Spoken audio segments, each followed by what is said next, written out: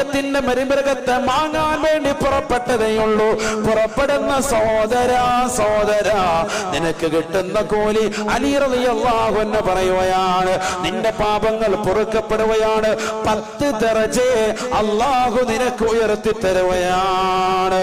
വമൻ തകല്ലമ ലിശറായിൽ ഉളഹിയത്തിന്റെ ബലിമൃഗത്തെ വാങ്ങാൻ വേണ്ടി ആരെങ്കിലും കമ്പോളത്തിലെത്തിയിട്ട് അതിന്റെ വിഷയങ്ങൾ സംസാരിച്ചാൽ കാന കലാമുഹു തസ്ബീഹ, അവന്റെ സംസാരം പോലും സുബ്ഹാനല്ലാഹയുടെ ഗണത്തിലേക്ക് രേഖപ്പെടുത്തുമേ, അൽഹംദുലില്ലാഹയുടെ ഗണത്തിലേക്ക് രേഖപ്പെടുത്തുമേ.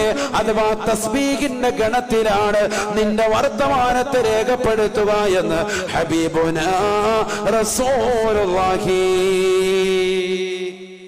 ചിന്തിക്ക്, നമ്മൾ അവിടെ പോയിട്ട് വർത്താനം പറയാ, എന്താ വർത്താനം?